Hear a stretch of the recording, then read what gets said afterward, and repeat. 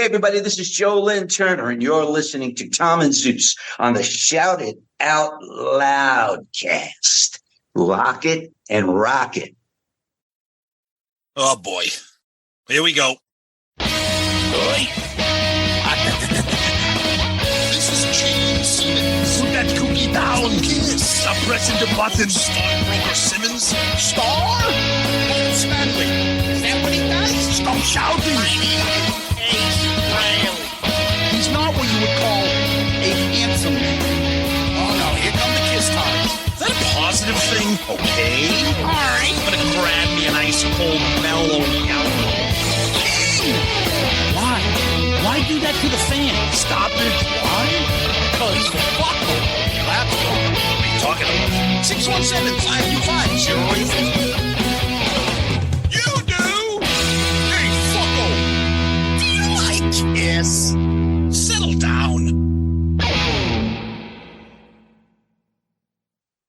Hello. Hey, what's up there, Kiss Army? Tom and Zeus in another episode of Shout It Out Loudcast, episode 324. Vinnie Vincent, Shout It Out Loudcast, Biography. Another member episode, Tom. Yeah, well, yeah, Vinny's not here. So that's why we have to clarify that it's a member profile biography. He's too busy down at the Nashua Animal Rescue League. Oh, God. No, I love these episodes. We kind of pick them apart, rank some songs, have some fun, talk about their impact or lack thereof on the band. These are always good ones. Absolutely. Yep. And last week, we had the great Jason Herden on from Kiss My Wax, Kiss My Collectibles, and the vinyl expert, and we talked about Kiss vinyl. Yep. And, of course, we always do polls. So we talked about Kiss vinyl and how Kiss is famous for doing cool vinyl inserts. So we said, which of these is your favorite? I mixed this one up on a little bit on Twitter from the one that Zeus did on Instagram. So which of these classic Kiss vinyl inserts is your favorite? The cardboard Love Gun from Love Gun, the Alive 2 booklet and tattoos, that incredible Dynasty poster, or those awesome solo album posters that all come together and make like a puzzle into one big poster. No surprise here. Alive 2 booklet and tattoos crushes the competition here at 57%. The solo album posters come in at 18. Dynasty poster comes in at 17. And not a lot of people like the Bang cardboard Love Gun at only 8%. But I shouldn't say not a lot of people like it. It's kind of hard to compete with that Alive 2, those inserts. Pretty awesome shit. Our buddy Bill Elam, that cardboard Love Gun was the first album I got brand new. All the other choices were stripped clean by the time I acquired them. Our buddy Steve, I'm going to go with the solo album posters. Great that they interlocked and formed one massive poster. Yes, that was very cool. Let's look at some Twitter comments on the episode. Our buddy James Campion, who is coming out with a new Prince book soon, and I cannot wait for that. Of course, we'll have him on the show when that book drops. It's going to be awesome. James says, great guy, great show. I was on one of their earlier shows. Much fun. Looking forward to it. Yeah, we love James. Twisted Kister, another great one, guys. Watching the Kiss My Wax crew talking about the Kisteria box set got me into vinyl. I haven't kept up with every release, but I've got my share. I love hearing the inside info. Really makes me wish I was as dialed in as some. Well, that's okay. You got to start somewhere. And our buddy Steve comments again on the actual episode. He says, another fascinating episode, guys. Never been the most obsessive vinyl collector. Apart from the albums, I have a few rarities, but nothing awesome apart from the first Kiss Last Licks promo. Well, I can tell you right now, Steve, that is a fucking grail item right there. That is hard to find, and if you can find it, it's super expensive. That thing is awesome, so protect that one at all costs there, my friend. And that's what we got on the world of Twitter this week. All right, let's go to the Book of Face. Bobby Kenner. This is the magic of Shout It Out Loudcast. I'm not even a big vinyl guy, although I do own several Kiss albums. But this conversation with Jason in the vinyl industry was interesting as hell. So much I didn't know about Kiss vinyl. Looking forward to the future episodes where you guys drive back into other limited Kiss albums and discussions about what collectors are after. Thanks, Bobby. And the reason this worked is because Tom kept the conversation about the expert stuff and the nerd collecting things that he wanted to get out. And then I asked questions about beginners or questions about vinyl that I didn't know. So we're just lucky that both of us were on the opposite sides and we got all our questions kind of asked and answered. Yep. Mario Aguilera III. You got to get this guy back on in the future. He was great. Mm-hmm. Oh, and Tom, on a side note here. Mm-hmm. So Jason, for some reason, he's like, well, I hope this episode doesn't bomb afterwards. We were talking. Oh, yeah. We were talking for a while off afterwards. Great conversation. And we're glad because, Jason has now become a pretty close guy to the podcast and we get along great. And he had a couple, he's like, oh, I thought this is going to bomb. And as I showed him afterwards, the episode made it to, I think, number 85 top episodes on Apple Podcasts for music. Not even music commentary. Music. General music. Yeah, we're the only show that does that. But right. And I showed it to him, and he's like, wow, I can't believe that. That's pretty good, huh? I thought it was going to bomb. I'm like, dude, you're not that boring, buddy. I was just going to say, I think he thought that, like, that the topic wasn't going to generate what it does. I'm like, dude, you're underestimating the KISS audience. Like, people want to hear this shit. And people want to hear underestimate us. I was just going to say, well, that's what I was going to say. People want to hear us as well. So, and us, we mean Shout It Out Loudcast, not me and Tom personally. Correct. The show itself. The show has consistently made every week we drop an episode. It's always in the top 100 episodes in the music category, which is tough. Nothing. Yeah. Nobody in the KISS community does that. Nope. Nobody. No. Yeah. So, but anyways, and Jason was a lot of fun. So we weren't going to drop much out of that top 100, but it was just funny how surprised he was. He did. It was like, wow. Yep. We told you the power of the Loudcasters. That's you, the listeners out there, who we love. You guys kick fucking ass. That's right. Anyways, let's go over to Loudcasters. Jason Damiata. Hello, boys. Great episode. Jason Herndon was awesome and a captivating interview. I immediately requested him on Facebook after my long drive home from getting the vinyl exclusives on Record Store Day 2025. Although I didn't understand a lot of the technical stuff, me either, believe me, buddy, it was interesting nonetheless. I've always liked vinyl more than any other music format. Well, my condolences, buddy, on you on that, but shut up. Derek Rolando says, yeah, I love this episode. My old beat up KISS records are all pretty much pressed out of Terre Haute, Indiana. That was a big pressing back then in the early 70s. The plant shut down in 82. What I like about that is those lacquers. I'm thinking of Meet the Fockers or Meet the Parents. How much lacquer did you put on that thing? Are cut from the tapes that were copied off the master. Unlike the 2014 records, which by then were likely prepared using a digital file. We could debate which ones sound better, but those older records are pure analog. No idea what you said, Derek, but I think Tom and everyone else liked it. In summary, the original pressed vinyl from the 70s sound better than the remasters from 2014. Gotcha. Thanks for translating that to English. There you go. Yep. Adam Stevenson, cool discussion. Interesting to hear some insight on vinyl. On the topic of vase, announcement for Tommy maybe means this will be blessed with out of this world or lightning strikes. But that's a blessing? Blessed with that? I'm joking because those two songs. Those two songs by Tommy are two of the best songs on otherwise terrible albums. So no. Lastly, on the soundboard releases, there's two unique shows that would be ultimate collectors: 2007 or 2016 trio shows without Paul and the Ed Cannon 4597 show. You think they're going to release an episode? Off the soundboard without Paul on it? No, but not only does he think they'll do it, but he thinks it would be good. Oh, God, what the fuck, Adam? That's funny. There's a bootleg out there somewhere of that, but you would never get an official release without Paul. Dan, don't call me one of the mutants. Fool. I'm not even a record guy, and that was a fun episode. Dude gets fired up over some vinyl. I think that's a shot. That's what happens. That's what we do. We get excited about stupid shit. Yeah. Daniel Holler Houston. Great episode. I enjoyed hearing about the weird Japanese Best of KISS LP. It has a similar running order to a record I had as a kid when I lived overseas.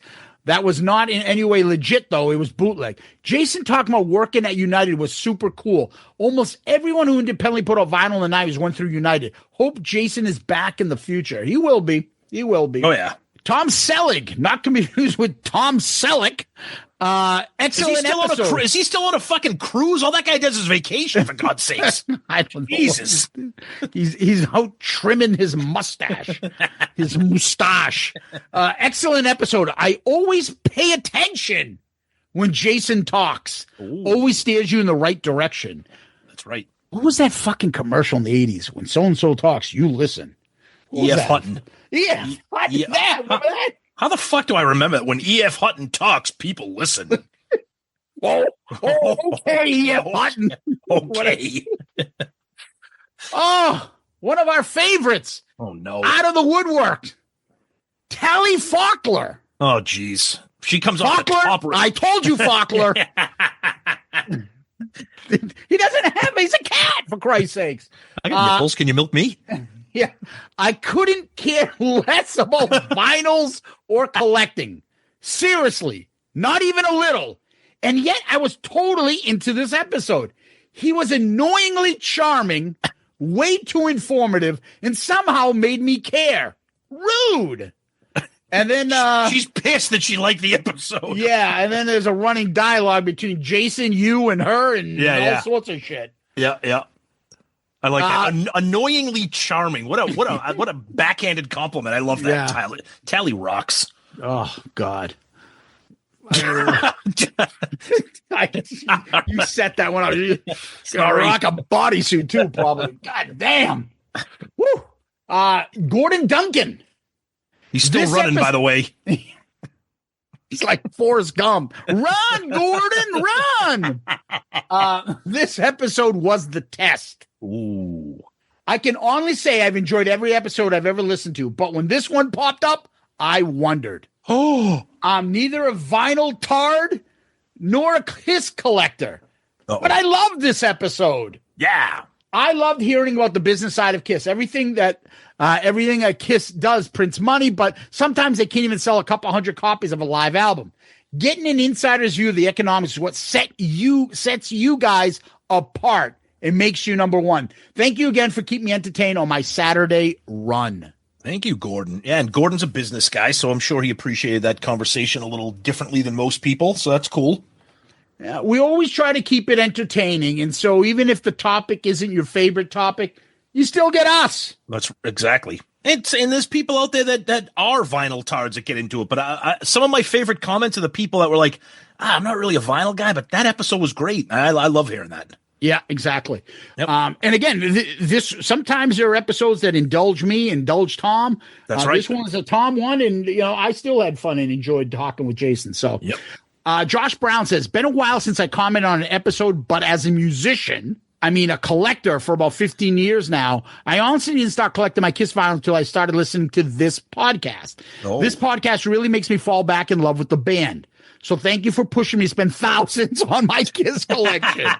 You're to me, the thing about collecting vinyl is the thrill of the hunt in the wild. Yes. In my area, we have one record store that collects the hits when it comes to Kiss. So anytime my wife and I travel, we'll always hit up a record store to try to complete our collections, as I have her collecting now as well.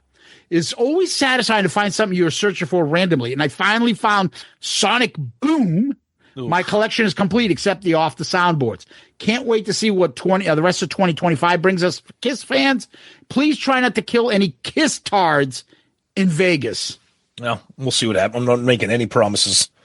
Yeah, the amount of Kiss tards that we're going to run into, it doesn't matter because we'll fucking be with you guys, the Loudcasters out there, and that's the saving grace. Thank God. Yeah. So, the Greek Thunder from Down Under, Thanos Akratides. Yeah. Love the show, boys. Jason was a blast. Although I buy some of the great anniversary releases, it's evident that out of hand cost-wise, this is very frustrating. But welcome to being a Kiss fan. I have a gem, which is the only vinyl 12-inch version of Dirty Living. It was going to be released in Australia after the success of I Was Made for Loving You, but then they ditched the idea. I have the Wax Master, which a friend from Polygram gave me in the 80s. Oof. Yeah. Wow. Absolutely. That's fantastic. Good for you there, Thanos. Over on YouTube, Montreal 3944. I love this interview with Jason. Learned a lot about the KISS releases, but also about the world of vinyl and bootlegs. I always figured that bootlegs from 1973-74 would have been sought after and thus the most valuable to acquire. Reflecting on his comments about the need to secure the video rights to show some other members' likeness makes me wonder if that's the reason Paul, Gene, and management did not bring up Bruce, Vinnie, Ace, and Peter at Madison Stage for the final shows. They can release a video package at some point without sending any dollars to those guys. Got a great point there, Marshall. Nice. And off the record, I appreciate you donating to my daughter's cause for my dad. That's very kind of you, and all those out there at Shout Out Loudcast and Loudcasters that have done so. Thank you. Much appreciated. God bless. Yep. So, Tom, I'm bringing it back to you. All right, let's look on Instagram here. Junior Vintage. I don't know what is a greater achievement. Ovechkin breaking Gretzky's goal records, or some admin at Kiss My Wax with 3,000 Kiss records. Oh, that's insane, and I have over 100, so I'm in the minor leagues for sure. Okay, well, hey, you got to start somewhere. Don't be discouraged. Keep spending. Dave Rockstar, really interesting episode. Those bootlegs look amazing. I only bought my first ever vinyl record a few years ago, and it was an old used New Zealand pressing of Zeus's favorite, Unmasked. Now I have it on CD, cassette, and vinyl. My condolences. Oh, stop it. Jamnik Network. I'm going to Vegas. Hope to meet you guys there. Well, we do too, as long as we can get your real name and find out what you look like, because that'd be great. Broke on Records. Fuck yeah, the crossover I've been waiting for. All right, Broke on Records. Thank you. We didn't know you listened to us, but that's always nice to hear. Very cool shit there. Let's look at a couple emails here. Our buddy Kendall Lacey. Hola, fellas. Just a quick note to commend you on another fantastic episode. Other pods might have been, oh yeah, vinyl is the best thing, and nothing else. But it was so interesting getting two different perspectives. I love vinyl, but at the same time, I have bought all the soundboards on CD, so I want them all to look the same. Excellent guest. Love it when it's just KISS nerds sharing things like that. No one is trying to be, quote, the best KISS fan ever. We just love sharing things with each other. Also flipped over to listen to him on his own pod in John 5. As a Marilyn Manson and crew kid, this gave me such a nerd out. Yeah, KISS tartary, very genuinely from me. Respect as always, Kendall. Well, thank you, Kendall. Lou Acosta. The title of his email says, I carve fucking grooves in my head. Is Jim around? Oh, yeah. That was such a great episode. Congrats, Tom and Zeus, on episode 323 being another banger. I'm not a hardcore vinyl collector per se, but I do like having KISS on vinyl just because it's a physically larger format, and I also love the warm sound of vinyl. But I'm not a vinyl tard by any means. Yes, you are, because you just said that you love the warm sound of vinyl. That's Vinyl Tartary 101. Also, thanks for saving me some money on the San Antonio Off the Soundboard vinyl. Whereas it's aesthetically a great package and a live time capsule of Asylum, I test listened to it on Spotify and was pretty underwhelmed by it. The backup vocals were pretty uninspired. KISS was also shooting for speed in their sets in the 80s, and Paul's banter was off the charts cringe. And you're exactly right that their being live is much different takeaway, as I saw them on this tour at MSG when I was 14, and I remember it being a great show. I also remember saying to my friend, what the hell are they wearing? But I take your reviews very seriously and love how you don't candy coat anything. Thanks for always being the highlight of my week. Well, Lou, thank you for saying that and for listening to us and us being your highlight. We appreciate it. Our buddy Mark Bomer. Tom and Zeus, first, thank you for selecting my question a couple months ago for Question of the Week. Further proof positive that you do, in fact, read all your emails and fit them in as appropriate. Jason Herndon was a real treat. While I sensed occasional chippiness in the early parts of the dialogue. Well, that's what happens when you get three chippy guys together. His expertise is undeniable, as was your adeptness in adjusting the dials to facilitate and deliver remarkable insights for the listener. You guys are true pros. Truly enjoy how your show and your guests provoke thought. The number of years we've loved KISS notwithstanding, there's always something new. Thanks, guys, and keep up the great work, Mark. And let's give it back to you, Zeus, to wrap up feedback this week. All right. On the Loudcasters group page, Mark Shull. Fantastic episode. I really enjoyed Jason's insight on KISS vinyl. I've started collecting, And this gave me some direction to what to collect. This is the kind of stuff that keeps us coming back for more.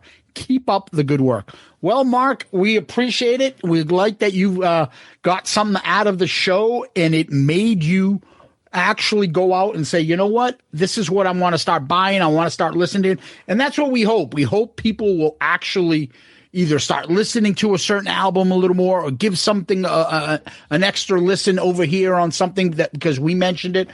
We want to inspire you to like Kiss more, even despite how many times they drive us nuts. Anyway, for that, Mark, you are comment of the week. Good answer. Good answer. I like the way you think. I'm going to be watching you. Great stuff, Mark. Thank you so much. Zeus is 100%. Anytime we can inspire people or get people to discover something that they didn't know they liked or to rediscover something, it's awesome. So thank you. Appreciate that very much. All right, Tom, people that we appreciate a lot too are our Patreon family. They always get our respect and appreciation. And we have a new member. Yeah. Abusement. I don't know who this person is, but thank you because you came out of the woodwork and you love us and I love you for that. So thank you. Yes. He joins as a spaceman and is welcome to the Loudcaster Patreon family, buddy. We appreciate having you on board and we know you're going to love it. And we love all of you that are part of our Patreon family. It is an incredible family, well over 100 members. You get certain perks from us, including the one for the Demon Tier coming up, which will be a live video chat that we're going to have shortly with you guys, amongst many perks, including merch, giveaways like shirts, stickers, koozies. For those in Australia, that's where you hold your beer. You put it in a koozie, guitar picks, and all sorts of fun stuff. Polls, interaction, ARC picks, and our awesome message board. And then where we get to comment and everything, and it's just internal, full of love. Plus, you can become join some of our celebrity members like George Lopez. Or David LaGreca, who we just did our WrestleMania preview episode with. LaGreca is awesome. He loves us. He's on the fucking wrestling program, one of the top ones out there, and he is a fucking blast, full of energy. We love David. So anyone out there that's interested in helping the show continue to grow, continue to get better, continue to help us, please go to Shout It Out Loudcast, the website, at shoutitoutloudcast.com. Go to him. And you'll see the Patreon link. Click on that. Find one of the 4 tiers that you like. Join and help the show out and become part of the Patreon family. All those that are listening out there haven't joined yet, come and join the fun and the family. Thank you to our Patreon family and to you. He would always abuse me. Abusement. Yeah, guys, thank you so much. It's incredible to see the Patreon family thrive and grow, and you guys just are amazing in what you do for the show, and our gratitude is just endless for what you guys do. So thank you so much. And Abusement, welcome to the party, pal, as a spaceman. We love it. Thank you so much. And as Zeus mentioned, please, if you're interested, we talk about it every week. There's so much to offer. It continues to grow and get more exciting for us and for you. Click on that link at shoutitoutloudcast.com. Find out what it's all about and join the party. Tom, what we do next is we hop on over to Kiss World. What's going on? So there's something, it's Kiss adjacent, I would say. It's Kiss related. So I want to talk about a book that I discovered. It's called Creatures of the Screen. And it's the uncensored and unofficial history of Kissploitation on film, television, and home video. It's written by John Harrison. It's about 700 pages long. This is fucking incredible. It talks about every Kiss and Kiss-related appearances or references of the band in TV, film, video, everything. So it talks about the obvious things like Kiss meets the Phantom and Kiss Exposed, but then it talks about like the Paul Lynde Halloween special, talks about an episode of Scooby-Doo where one of the villains looks like Gene Simmons, but it's not really Gene Simmons. I mean, this is just excellent, excellent stuff. The cover art is amazing. I just got it the other day, so I'm not really that deep into it, but I flipped through it. Just like our book, Raise Your Glasses, this is clearly a labor of love from John. You could tell that this guy loves the band. It's fantastic. We don't know John. I'm just doing this because, he's a Kiss fan and he put together an incredible book that I've never seen before with a unique topic. It's available on Amazon. It's called Creatures of the Screen. And you know what's interesting about this book, Zeus, is that I discovered it without being absolutely bombarded on Facebook with ads about it, which shows that if the book is that good, it's going to speak for itself and sell. So I just wanted to give John credit for that. It's fantastic, so check it out. Okay, what else? Honestly, it's kind of a quiet week right now. I don't know. Things are kind of dying down. The only thing that I heard people talking about was that the Vegas event has kind of come to like a screeching halt in terms of ticket sales. It kind of reminds me of when Kiss releases an album and it like shoots to number one and the next week it's off the charts because no one buys it. It's almost like everybody came out of the woodwork to buy tickets and now it's done. Now, what I think they're going to do, and I don't have any inside information, I think they're going to continue to trickle out things to entice people. But right now, it's not selling. If you look at the seating chart for the hotel auditorium or whatever, it's like half empty or half full, depending on how you want to look at it. So I don't know what that means, but that's about it. But in terms of Kiss proper, they've just been posting a lot of things about anniversaries and celebrations and different things like that, but no real news, quote unquote, Zeus. Yeah. Oh, well, that being said, Tom. Stop. Don't talk anymore.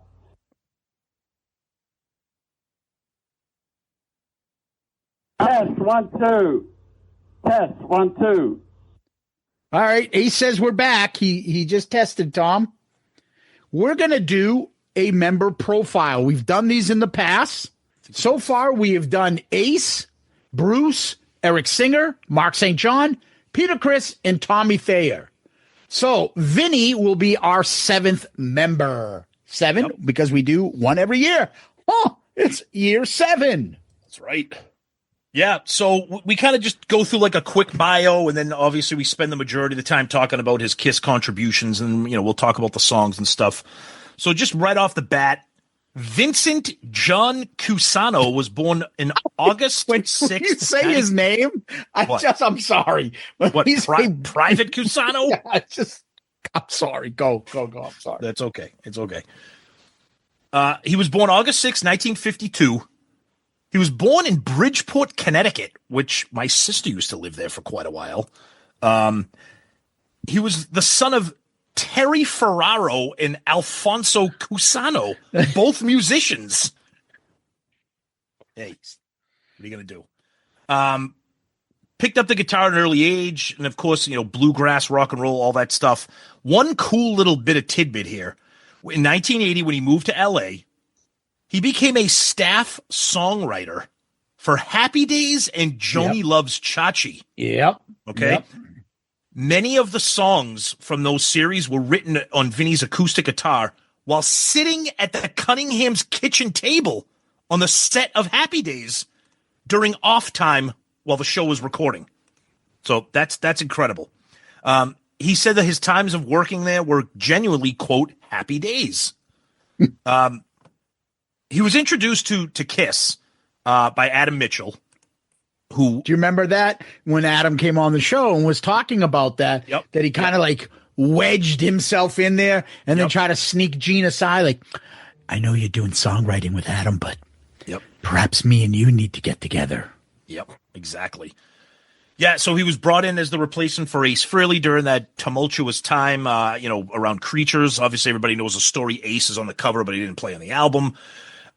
It's funny here. It says his personality meshed well at the time with Gene and Paul, enabling him to play lead guitar on 6 of the 9 tracks, as well as co-writing 3 of them. But if you remember that bit from Extreme Close-Up, when Gene is talking about Vinnie, and he says he's probably the most self-destructive guy I've ever met in my life. He's the kind of guy that would hang himself while you're giving him the keys to the kingdom. Remember that, Zeus? Absolutely. I remember that fucking Inside Out. Right. And at the time, this is, when we had the VHS, like, I didn't know anything about Vinnie Vincent other than he was in Kiss. I didn't know his background or stuff. I'm like, what the fuck is Gene talking about? And then as we continue with the podcast and just learning all this stuff, you're like, yeah, I don't know. After the disappointing Creatures of the Night 10th anniversary tour that finished on a high end, what ended up being the last makeup show, that legendary show in Rio, Vinnie returned to the studio with Kiss, returned Lick It Up. 8 co-writes out of 10 songs. That was a record for any member of a Kiss album until Bruce wrote 9 out of 12 on Carnival of Souls, and Paul wrote 10 out of 13 on Monster. So nobody really knew what was going on with Kiss at the time. Vinnie, for all we knew, was an official guitarist in Kiss, and he played everything all the way up on Lick It Up. Obviously, the opening track, which we laughed at when we did the Lick It Up review, that solo, the first song on Exciter, was done by Rick Derringer, which Zeus's joke has always been, here's our new guitarist. Fuck it, you're not going to hear him right away. Yeah. So here's where it kind of gets a little messed up for Vinnie. He performed well with Kiss, although the stories that you've heard before is when they're performing live, he would run off on these insane guitar solo tangents that would piss off the band, specifically Paul. It just became a clusterfuck. Vinnie refused to sign a contract with the band. The relationship got, kind of crazy there. There were disputes. Vinnie has said that he was asked for and he was denied a percentage of the band's profits as opposed to signing a contract. Vinnie never actually became a member of the band, and he left after the North American leg of the Lick It Up tour, which is where Mark St. John comes in. Now, at that time, we never knew if we hear from Vinnie again in terms of Kiss, because Vinnie then goes on to do Vinnie Vincent Invasion. We've talked about All Systems Go, one of our favorite. And even though we left on bad terms, he reconnected with Kiss years later, of course, on Revenge, which everybody loves, or a lot of people think it's overrated or whatever. But the big thing, Zeus, let's talk a little bit about this right now. We'll get into this because it's kind of like the big thing with Vinnie, is that kind of question debate is, did Vinnie Vincent save Kiss? No. You don't think he did? Not at all. Okay. Not at all. I think Paul taking off the makeup. I've said it all along. I think Lick It Up is the second best Kiss album they've ever done. Okay. I think he made that fucking album incredible. It's a great job. But Paul would have still made a great album with or without him. No matter, taking the makeup off and putting whatever they had into Lick It Up and selling that and going on MTV gave them life in the non-makeup era, because Paul was able to sell Kiss as a glam hair metal band. Okay, but why do we love the Lick It Up album? Because of the songs, obviously. I love it because of the songs and stuff, but but I don't think that's a consensus. I think that's subjectively for me, but I don't see anybody else putting in their top 5 albums of all time for Kiss. Oh, I think a lot of people say it's their favorite non-makeup album. I guess my point is I'm not going to go out here and say that Vinnie saved Kiss, but I'm also not going to dismiss that definitively, because the quality of those songs at that time, because obviously we've beaten this into the ground, that the band was a sinking ship, which is why they took the makeup off. Oh, you got to tip your hat first of all, because this is all stemmed from Three Sides years ago. They had this debate, and that created it. So I'll tip my hat to them, because of course we give credit. Kiss? We give credit where credit is due. So that's fair. But the point though is, none of this would have happened without Paul being there and Paul being the fucking driving force. 100%. But what if Lick It? David? No, Paul kept Kiss alive. Would Kiss have been as successful? Maybe not, but they would have still had some success. Okay, but that's my point. When I used, but that doesn't mean save. Save means they went out of business. They were going to quit. Paul would never have let that happen. All right, so I guess you're bringing up a good point. How do we define save? Save meaning if Vinnie doesn't arrive, the band goes defunct. That's what I think. Save means. Okay, that's fair. When I look at save, I think of saved Kiss meaning the days of being mired in elder Creatures of the Night, kind of nobody going to your show, nobody giving a shit about you. I think Vinnie brought people back in. Yeah, it was in perfect conjunction with taking off the makeup.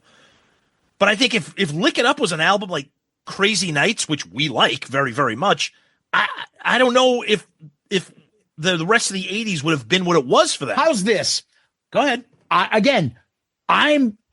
think that Vinnie made that album that my second favorite album of all time. I will give him 1,000% credit. Yes. But sales-wise and everything else, no, he didn't save Kiss. Because if fucking Mark St. John came in and they released Animalize as the unmasked album and Heaven's on Fire's on there as their fucking big song, they'd be just as big. It'd make no difference. Okay. So did he make one of the best albums because of him and his contribution? Yes. Did he save Kiss? No. Nobody saved Kiss except for Paul Stanley. Let's be blunt. All right, let's jump ahead 10 years. Vinnie jumps onto Revenge.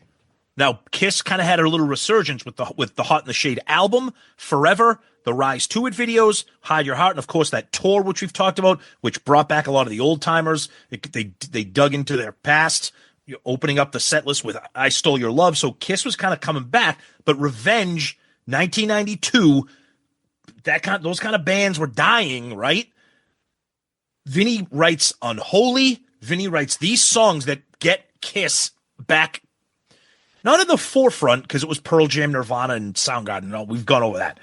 But I think Vinnie is his two most important things are bookended by, in my opinion, two of the greatest Kiss albums of all time and arguably the two greatest non-makeup albums. Now, is Vinnie's involvement a coincidence?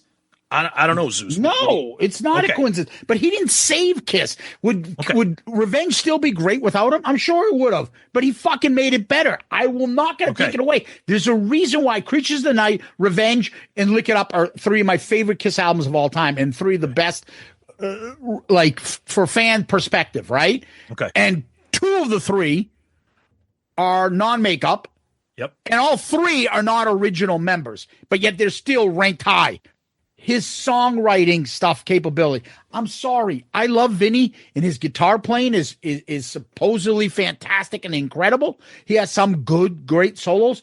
Nobody was like, oh my God, Vinnie Vincent on Kiss albums is ripping it up. Oh my God, they got this new stud guitarist. Oh my God. Fucking nothing. We may say that, but what the fuck? Nobody was no fucking all, the heavens opening up because Vinnie Vincent's guitar playing on his Kiss albums? Come on. Is anybody going, I fucking heard I Love It Loud and talking about Vinnie's guitar playing? Or War Machine? None. Nobody. I mean, they're good. They're very good. And the reason it works is because Paul and Gene are able to rein him in and make it melodic with his songwriting. It's not that fucking Boys Are Gonna Rock solo shit in the middle of these Kiss albums. That's why it works. There's two parts of this. Are you saying Kiss wouldn't have had the success or capabilities or continue to be in the public eye without him? Yes, they would have. Absolutely. But did he make whatever he touched with Kiss better? 1,000%. Right. And you're right. Defining the term save is the key here. But let me ask you this, without we'll get into, we always rank our members after we do the biographies. Mm-hmm. Okay. So this is not a ranking thing, although maybe it is, but impacting Kiss, the impact on the band, other than obviously Paul and Gene and, who you say Peter, Asa, impact on the band, not guitar playing, not musicianship, impact, I think, is where Vinnie gets his kudos, especially from me. Is that fair? His impact on the band, what he did contribution-wise, not on the stage. I will say this. I will say this, and I'll get shit for it. Go for it. Vinnie has a better impact on Kiss than any member that ever came in, a replacement member. 100%. Not even close to me. It's not even close. Not even close. I'm glad you said, love Bruce, said that. And Bruce is great, and he adds his touch to everything, okay? Bruce ain't fucking adding Lick It Up, All Hell's Breaking Loose, or fucking Unholy. That's Vinnie Vincent bringing that shit in. Right. And again, I love Bruce because he was the steady, reliable guitar player with some great licks. He was probably the MVP on Crazy Nights and stuff. Great stuff. He ain't writing songs like Vinnie's writing songs. The impact that Vinnie had in Kiss. He's the most impactful Kiss member of all time. Non-original member, excuse me. And that should be our poll. Or we can do a poll of fucking favorite Vinnie contribution, which will be insane to pick from. No, I totally agree. I just think it's fascinating to talk about a guy like Vinnie because he's weird because, well, he's weird literally, but it's weird because you're right. When you talk about his on stage presence, his studio presence, when you think of Vinnie Vincent, the guitar player, you think of a fucking disaster, like a noise guy, right? Mm-hmm. But when you think of him behind the scenes, creating songs, writing verses, lyrics, choruses, he's a fucking genius. And for all the shit that Vinnie Vincent Invasion gets, me and you we can't sing the praises enough of All Systems Go. I think it's a fucking incredible album. It is. It's absolutely sick. It's absolutely sick. And there are some highlights on the first album as well. I agree. Way more fucking B sound. Shit all over it. Right. Now, the funny thing about Vinnie, if we step away from Kiss for a minute, so he leaves Kiss, in the middle of 1984, gets together and creates Vinnie Vincent Invasion. But the funny thing about it is that it's kind of a funny story. He kind of gets kicked out of his own band because then they just become Slaughter, which I always thought was hilarious because poor Vinnie can't get his shit together. He's just toxic. Now, that being said, we met him at Creatures Fest. He was extremely gracious, extremely talkative. He talked to us fucking 10,000 times more than fucking Ace did. Ace didn't even look at us. We had conversations with Vinnie. So, I mean, that's all I can speak of is my personal experience with Vinnie as yours. I thought he was extremely gracious and the conversation was great. Yeah, I mean, with Vinnie Vincent Invasion, you obviously we talk about the debut, which is, Boys Are Gonna Rock is the most insane fucking solo you'll ever hear. All Systems Go. He did the EP, I think in 96, Euphoria. Yep. And that all fucking Judgment Day is out and it ever got released. I have no idea.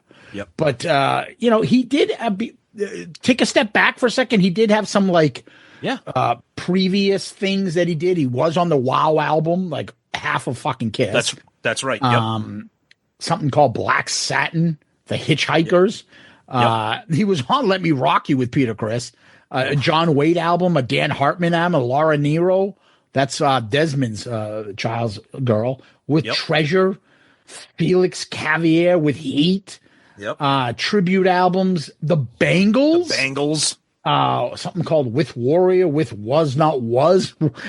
What's that? Everybody walk a dinosaur.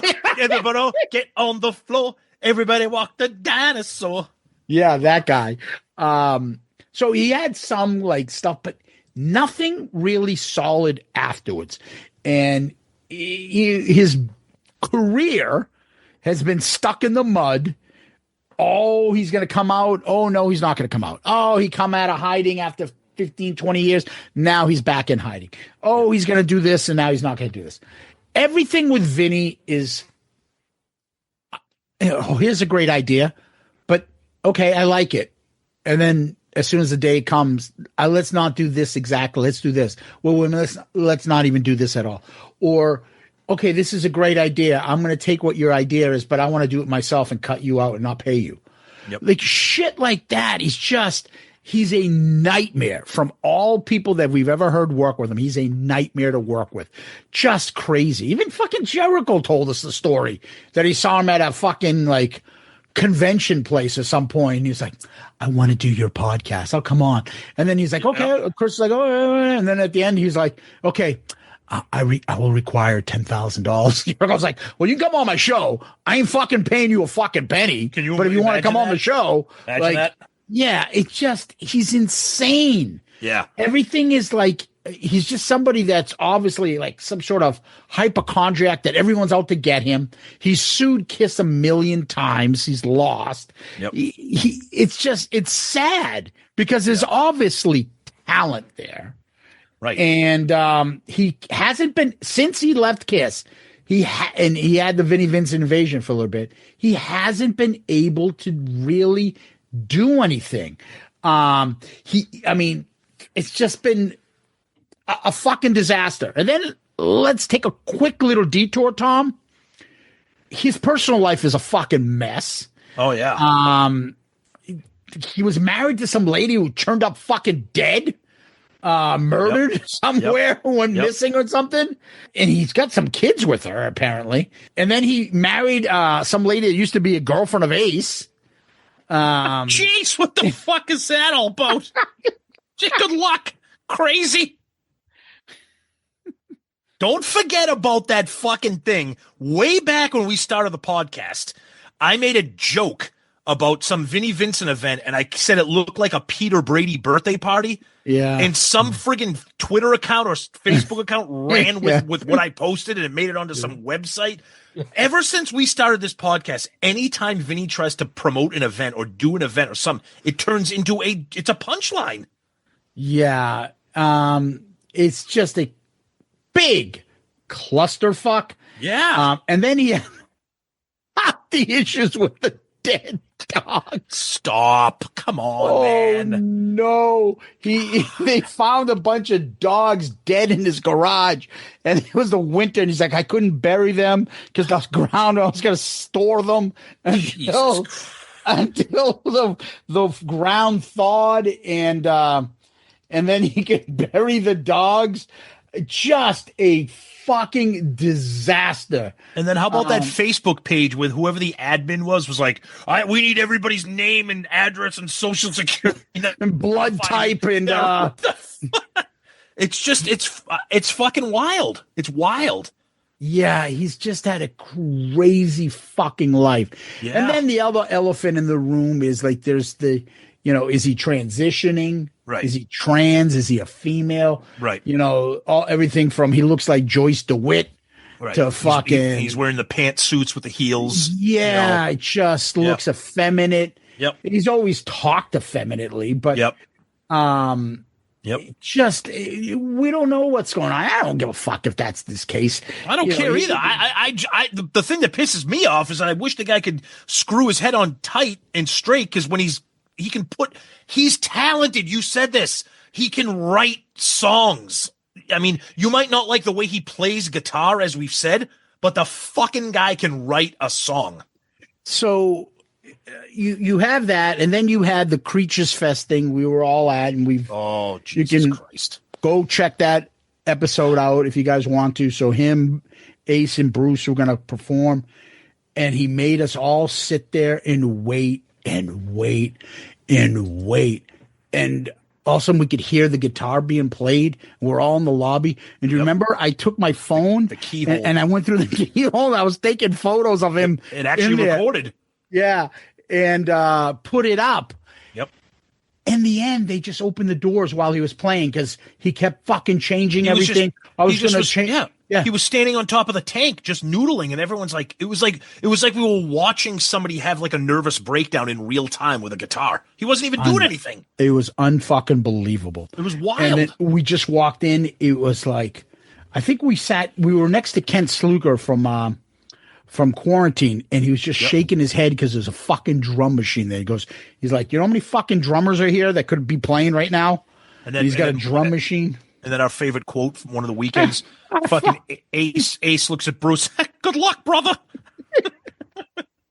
Or he's like, I can play anything. I just need a drummer. Oh, yeah, that's right. Ace turned around. He's like, I just need a drummer. It was just a fucking mess. Yeah, but Vinnie loves drummers as much as he loves dogs. So fucking he won't play with a drummer. But the night that started the new partnership, Frehley Cusano Storage units. It's interesting because all the other band member bios that we've done have been like, oh yeah, great guy, loved his songs, really played good guitar. But Vinnie's just a fucking adventure. Just an absolute adventure. And it's just something you throw your hands up and you're like, what a fucking shame. Because the man has talent. Yep, and so then he also dropped in on Gina, one of the vault experiences, which was unbelievable. And then, by the time that's probably done, he goes out and sues him again, bitching about the experience again afterwards. It's just so weird, and I wish he could get it together, but there's so much animosity between him and the band. He's persona non grata, and it's never going to change, unfortunately. No, and it's too bad because Vinny's just extremely volatile. You just don't know what you're going to get from him at any given time, and people now have stopped, taking the bait whenever you see these posts that he's going to do Guitar Mageddon or he's going to do the Vinnie Vincent. Everybody just laughs. It all becomes a punchline, which is kind of ironic because everything he posts does become a punchline. It never It never happens. Yeah, and he's kind of reserved himself to these fanatic Vinnie Vincent, maybe 100 or 200 fans. Yep. That he does these events for, charges like $500 a seat, gives them all sorts of attention, some fucking $2 snacks and some soft drinks. Yep. And he performs or whatever he does for them for like 5 or 6 hours, and people pay like $500 a person. He makes a ton of money from that. And that's what he lives off of, I guess. And some royalties from fucking his songwriting, apparently. Yeah. The other thing we didn't mention was back in 2008, there was a Vinnie Vincent tribute album called Kiss My Ankh. Yeah. And it had our buddy Steve Brown was on it. You had guys from White Lion, guys from Savatage, Alice Cooper. The set list is wild. But I mean, no other Kiss member has a tribute album dedicated to them. So at least Vinnie could say that. He is, I think, without a doubt, the most polarized member of Kiss. Oh, yeah. Without a doubt. Right. Because people either love him or hate him, literally. Yeah. Yeah. I agree. Yeah. And anybody that's worked with him, unfortunately, says they fucking hate him. Yep. So, anyway, Tom, what we always do with our member profiles, we eventually look back on the albums and contributions that they've made on Kiss, and then we give our top 10. So with Vinnie Vincent, it's pretty easy. The 21 songs that he's been part of with Kiss. Yep. So Saint and Sinner, Keep Me Coming, Danger, I Love It Loud, songwriting credit. I Still Love You, songwriting credit. Killer, songwriting credit. War Machine. And then songwriting credits on Exciter, Not for the Innocent, Lick It Up, Young and Wasted, Give Me More, All Hell's Breaking Loose, 1,000,001. Then he plays on Fits Like a Glove, Dance All Over Your Face, songwriting credit on In on the Eighth Day, and then songwriting credits on Unholy, Heart of Chrome, and I Just Wanna. Pretty fucking incredible list of songs right there, if I may say so myself. Want to do your top 10? Let's do it. This was actually very difficult because those songs that's a fucking incredible list. But number 10 for me, I'm going to go 1,000,001. Wow, that fucking low. I know you like that a lot more than me. Yep. This was a very difficult list to make. All right. Yep. Number 10 for me, I'm going to go with Killer. Okay. Number 9 for me, I'm going Saint and Sinner. Okay. Love that song, even though it's only 9, but Vinnie had some amazing contributions, as we said. So number 9 for me, Heart of Chrome. Okay. Number 8 for me is Killer. All right. 8 for me, I Love It Loud. And that's my 7. All right. Number 7 for me, I Just Wanna. Number 6 for me is All Hell's Breaking Loose. 6 for me, I'm going to go with War Machine. Okay. And that's my 5, War Machine. All right. Number 5 for me, Unholy. Oh, wow. Okay. Number 4 for me is Exciter. 4 for me is Danger. Oh, no. Fucking love that song. 3 for me is Young and Wasted. 3 for me, 1,000,001. 2 for me is Not for the Innocent. 2 for me, All Hell's Breaking Loose. Okay, and number 1 was the easy Unholy. No doubter. What? So my number 1 is not even on your list. Go ahead. Lick It Up. How the fuck can you think of anything other than Vinnie than Lick It Up? Because I don't like the song. Oh my God. You know what else song didn't make my list?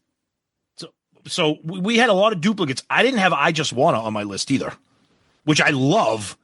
But Yeah, I didn't have Not for the Innocent, Young and Wasted, Exciter, Saint and Sinner. Wow, you didn't have those 3 songs. Holy shit, you love Lick It Up. Wow. Yeah, I mean, he's got so many great songs. Even the fucking deep cuts I like. Fits Like a Glove, Dance All Over Your Face, and On the Eighth Day, Exciter, like Saint and Sinner. Like, those are great songs. So much to choose from. Dude, honestly, we could have done a top 15. Like, yeah. This was a great list. And you know what I like about this list? It's been a while since we did an episode like this where we can create our Spotify playlists. Haven't been able to do a Spotify playlist. This will be a great one. But think about it this way, right? Absolutely, yeah. Again, just go to the songs. There's nothing, I think, on Revenge of his 3 contributions that any one of those songs is fucking fantastic. I Just Wanna. 100%. Fucking Heart of Chrome and Unholy. Are you fucking kidding me? Yep. And then you look at those albums, Creatures of the Night, Lick It Up. Fucking, to me, they're great albums all the way through. Now, I'm not even that huge of a Creatures fan, but I will tell you this right now. War Machine, I Love It Loud, Killer, Saint and Sinner. Those are fucking sick. Now, I'm a Gene guy, too. Those are all Gene songs. Those are sick tunes. And then, of course, Lick It Up. So if you look at it, you're like, those songs that you love that he made Gene songs, great songs, right? Yep. But then I'll go the opposite. Paul's songs, Lick It Up, 1,000,001, All Hell's Breaking Loose, Danger. I Just Wanna, fucking Heart of Chrome. Like he could write great songs with both of them. Think of this. My top 10 list, 3 songs are Paul songs. 7 are Gene. Yeah. He knew how to tap into Gene. You know, my top 4 songs are all Paul songs. So that's why I think Vinnie is the most like integral fucking non-original member. I agree, which leads to our next part. Now we do the fun part. Yep. We actually rank our members. Tom, we've done 6 so far. Yep. Put your members, read the order that you have for yours. Okay, number 6 is Mark St. John. Number 5, Eric Singer, Tommy Thayer, Peter Criss, Bruce Kulick, Ace Frehley. Now, this is difficult here because I'm ranking this as a whole, not like I like him personally or I wanted to be him when I was little. Or I want to sleep with him. Yeah, this list here. This is really, really difficult to compete with. It just is. But he's still Vinnie, and I didn't like what he did on stage. I will say this, so we didn't really spend too much time talking about this, so just indulge me for a second. His costume in makeup with the Ankh Warrior is one of the most fucking badass costumes in all of Kiss. When he was touring for Creatures, his outfit with that guitar and that Ankh makeup is fucking insane. One of the best. Anyways, I just wanted to say that. I don't know where to rank this. I'm not going to lie because I don't know how to handle this. So it's tough because I want to grade everybody on as a whole here. And his songs are great, but he's a fucking wacko. And I don't like him on stage because he doesn't know how to solo and he barely knows how to friggin' stay with the song. But this top 10 here is making it so hard for me. But I have to go with my heart here and I have to grade it as a whole. There's a piece of me, honestly, I'm not going to lie, that wants to put him number 1. There is. I'm not going to lie, but I'm not going to do it. I'm going to put him at number 4. I'm putting him below Peter because I'm looking at this as a whole, and I can't rank him higher than Ace and Peter, and I can't rank him higher than Bruce. Even though what Bruce did great is different from what Vinnie did great. Yeah. But Vinnie could be number 1. He could, and I know that sounds crazy. But it goes back to what we've always said. You can like 2 different members and be okay with it. You don't have to hate one to like the other or vice versa. It's right. Nope, you're right. Yep. All right, Tom, I'll read you my ranking so far. Top 6, Mark St. John to number 1. Eric Singer, Tommy Thayer, Ace Frehley, Bruce Kulick, and number 2. And number 1 right now is Peter Criss. Yep. So I'm going to preface it by saying how and what I'm using as my criteria. Okay. Number 1, it's not, do I like this person personally? No. Because if that's the case, nobody's beaten Bruce. Nobody. Correct. Correct. He's the nicest of them all and friends of ours at this point. So Bruce would be number one by far. Okay. I'm looking at it, their body of work, that person in KISS. Yep. Not outside of KISS, not anything, in KISS. Vinny's number 2. Okay. So I'm putting him just above Bruce and above Ace and just below Peter. I could see that. And that's the thing. He was in the band for only a short time, but his contributions, as mentioned during the top 10 list, it's fucking undeniable. It's undeniable. I fucking love the Vinnie Vincent part of KISS. Me too. Fucking love it. Me and too. When he came back and did a couple songs in Revenge, fucking love it. Yep. So me too. To me, he's number 2. Like, I crave that era. I look for Vinny stuff. I think he's fantastic. And by the way, there is nothing, and I know we'll review more and more as we go along, there's nothing that's going to be ranked better than All Systems Go for me of band members' stuff outside of KISS. Nothing. Okay. That Time of Year is probably one of my favorite songs of all time, and is fucking a Mount Rushmore of hair metal songs. Fucking love it. Mm-hmm. Anyway, Tom, what we do next, we go to Question of the Week. And our question of the week, as always, is brought to us by the great Shout It Out Loudcast Hall of Famer and the Tax Man. And by the time you hear this, I hope you get your taxes done. But if you didn't, contact AB CPA Inc., our buddy Tony Barone. It's an accounting firm located in the suburbs of Chicago. He'll assist you in all of your accounting and tax needs. For businesses, they can help you with everything from bookkeeping, payroll processing, and tax returns for your payroll, sales, and of course, filing all of your federal and state income tax returns.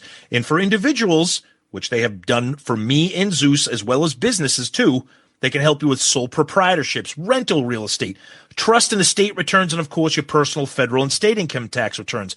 And because they have access to all 50 states, it doesn't matter if you live in North Dakota or South Dakota. They can do everything that they need to do for you in terms of preparing and e-filing on your behalf with business and tax returns. They have clients in at least 10 states. Geography is not an issue ever.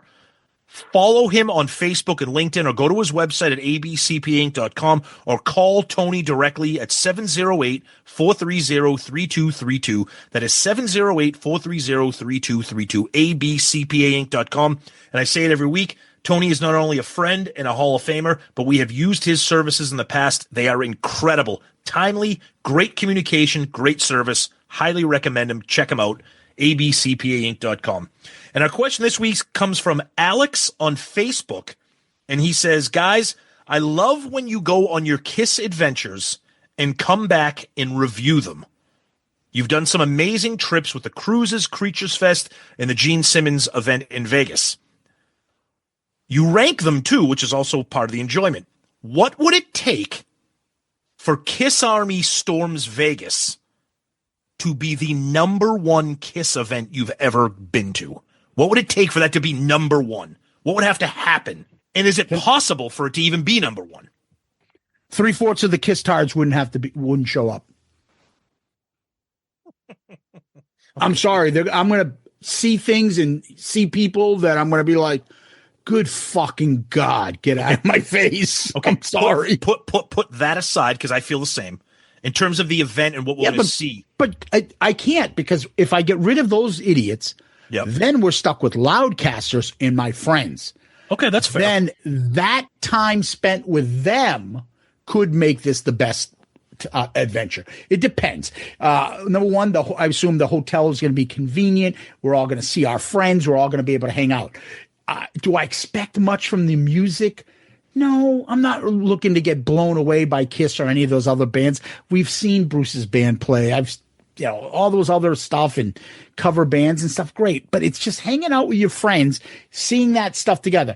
Now, the other aspect of it is now we've made a lot of very good friends with a lot of the musicians and people involved. So if we get a little bit more access, we get a chance to hang out with George Lopez. We get a chance to hang out with Eddie Trunk. We see our buddy Zach. We see a few other people down there that we're friendly with and stuff. Yeah, if we see people like that and we're with our fucking loyal Loudcaster listeners and we don't see the fucking footy pajama idiots and the KISS tards that are, scrambling to get a fucking sippy cup that has a picture of Gene on it, like shit like that, then I think I can enjoy my fucking time with there. Yeah. And again, I look forward to it because I think spending time with the people that I fucking love out there, and you know who you are, Loudcasters out there, you know who you are. Spending time with you guys is so worth having to deal with a couple idiots. That's all. Yeah, no, well said. Well said. I'll answer it a little differently. I'll just stick to like the actual events because everything you said is true. Honestly, this is going to sound stupid because it's never going to happen. I don't. The only way now, again, who knows? Like Zeus said, this thing could be off the walls, fucking amazing, bonkers time of our lives that we've never experienced, and I'm hoping that. I'm kind of expecting that. But I think in order for this to be the unquestionable number one Kiss event that we ever went on, there would have to be some kind of mini reunion on the stage, which is not going to happen. Other than that, like Zeus said, I'm cautiously optimistic about what we're going to experience at that concert. Who's going to be performing, what they're going to be performing, what they're going to be doing. We know it's not going to be a Kiss show with makeup and bombs and flames and blood. It's not going to be that. I don't know. I don't know what to expect. I'm going to go into it open-minded. Like you said, every time we go on these events, we come back, review them, and rank them. So who knows what we'll see. But it's going to take a lot to be the best thing we've ever done. But it's possible. Madison Square Garden. What was surrounded those last concerts, surrounded by tons and tons of Kiss tards. But we had our own Loudcaster group, and that little contingent that we had with us made that weekend great. Dude, the two things that I enjoyed the most out of that entire weekend had nothing to do with the Kiss concerts. It was taking over that bar in our hotel before the show. Everybody was there drinking. We took over the sound system and played nothing but Kiss music. We got a big group photo. And then after, walking back from Madison Square Garden, getting pizza, and wondering what the fuck an Avatar is. Those were, honestly, I don't even think about the show. So you're right. I'm hoping that we have those kinds of memories when we go to Vegas. I mean, it's 6 months away. It's also on land, so you take away the aspect of on the sea with the Kiss Cruise comparisons. But the thing about the Kiss Cruise is you had that buffet place. Oh, yeah. You could just show up whenever. Or, you know what, someone's going to this, someone's doing that, someone's doing this, and then you're not with the same people all the time. So like all of a sudden me and Jeff Trott will... Guess who's back in the motherfucking house with a fat dick for your motherfucking mouth? Like, we may go on the deck at like midnight and grab something to eat. Or, me and you might go see Vixen perform, but other people didn't want to see them. They wanted to go to karaoke. You could just there was just shit to do. And then the fucking convenience of any time you wanted to stuff your fat fucking face, it was there for you. So you bring up a good point, and we'll finish up. This is a long way to answer a question of the week, but now we're veering off here. I just want to say that's my only concern about this. is there going to be enough to do without us walking around in a certain... Now, we're going to have all our friends together, so we're going to find something to do, whether it's fucking hanging by the pool, which it won't be because it's November, or fucking we go back to the Mob Museum, who knows. But the Kiss Cruise, you woke up, you had breakfast, you hung around, you regrouped, and then shit started right away, right? I don't know if this is going to be that kind of event. But there's we also forgot about the aspect of casinos. You could always just go gambling and do your own fucking shit and stuff. That's right. Yeah, it's just one of those things that I think with the right people, you can have a blast with this fucking thing. I agree. That's totally true. And the wrong people. And that's the other thing is like the fucking hysteria that people are going to be like the fear of missing out. You remember New York? Oh, I got to go get a fucking magazine or a newspaper over here. Oh, I got a trolley car. They're going to run out. Brutal. Those brutal. Kiss tards know how to fucking ruin everything. It's going to happen. Fucking like it's going to happen. Footy pajama people that fucking, you got to do this. Oh, I'm over here. Dude, who gives a fuck? Who gives a fuck? Yep. Nobody's bigger or better than anybody else. We're broadcasting live. Bruce just came in. No one cares. We're fucking all here. Enjoy yourself. Right. Try to enjoy yourself. Well, they can't. Not everything has to be like, oh my God, I might get a new listener. Yeah. You don't need to be on all the time. Just fucking go and have fun. Or in character. Exactly. Just go. Enjoy anyways, great question. There's 6 months of this talk and prep and hype, and who knows what's going to happen. But thank you very much. Great question. Good talk. Tom, where can people find us? Always go to our website, shoutitoutloudcast.com. That you can find all of our episodes. Everything is there. All the links to our social media, Twitter, Facebook, Instagram, YouTube, TikTok, Threads, Blue Sky.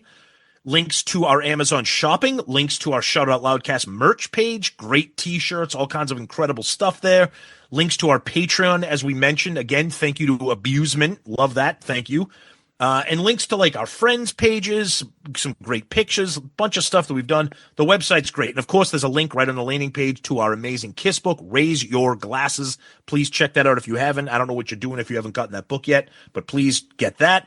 And of course, our email is shoutitoutloudcast@gmail.com. We read all of your emails. If you want your question of the week, that's the best way to do it, but we'll take anyway. But email's the best, so shoutitoutloudcast@gmail.com. And, of course, we always like to say that we're a proud member of the Pantheon Podcast Network of shows. You can always DM us on Twitter, Facebook, Instagram, Threads, TikTok, motherfucker. Check out the Spotify playlist. Tom will have this one up, and you do that by going to our profile, not the podcast page. Make sure you subscribe to our YouTube channel. YouTube. And give us one of those 5-star child reviews on Apple Podcasts, Spotify, wherever you can, Facebook, 5-star review on Amazon to our book, Raise Your Glasses. Tom, we actually have a new 5-star review here on Apple Podcast. Excellent. This one is called Hilarious, 5 stars, and it's from Ranman4, whoever that is. Let's identify yourself so that we can give you a better shout out next time. But really appreciate this. He writes, or she, I'm really not a huge fan of Kiss, but Tom and Zeus crack me up. Wow. They are so much fun to listen to, and I really look forward to their shows. They've become my favorite podcast. Well, listen, we love that. That's we amazing. appreciate that you went out of your way and wrote us a 5-star review. Anybody out there wants to do the same, please do so. It's a big help to the show, moves us up the food chain. It's a big help. Ranman, tell us who you are so we can give you even more shout out next time. Make sure you go to the website, shoutitoutloudcast.com, shoutitoutloudcast.com. You can get one of our shirts, our merch, our become a member of Patreon. So much you can do there. And thank you, everyone. I mean, the level of success of the show every year has just been growing and growing and growing. That's why we get people like George Lopez, and we get people like David LaGreca or Johnny from the fucking Jerky Boys and more. And we got a few good ones coming up still. You'll see. You're going to like them. So we got some great ones coming soon to you. Stay tuned. Keep supporting. And Tom, we always like to end on famous last words. Do you have any? Oh, of course. Surrender to me. I'll guarantee you'll pray that the night never ends. Come play the game. This is my name. Exciter. No. Love it. Don't want to wait till you know me better. Let's just be glad for the time together. Life's such a treat, and it's time you taste it. There ain't a reason on earth to waste it. It ain't a crime to be good to yourself. Oh, boy. Go, Tom. Go, Tom. Lick it up. Lick it up. Oh, boy. Yeah. I hope there's Kiss karaoke in Vegas. Prince Cusano. Loudcasters. Kiss Army. Tom, thank you. Guys, you're the best. Thank you for everything. Just amazing continued support that keeps skyrocketing Shout It Out Loudcast to the top of the heap. And that's because you guys are the best and make it happen. And we are eternally grateful for that. So thank you. Continue being part of the best that's out there. And Zeus is always my friend. Thank you. Peace out, Girl Scout. Hit the music. What I'd like now is for all you fat, out-of-shape, worldwide kiss-tards to keep the noise down while I show your ladies what a real sexy man looks like. Listen, all you people out there sitting on rented furniture, settle down. Cut the music. Anybody seen Richie? Anybody know why Richie did Bobby Lupo?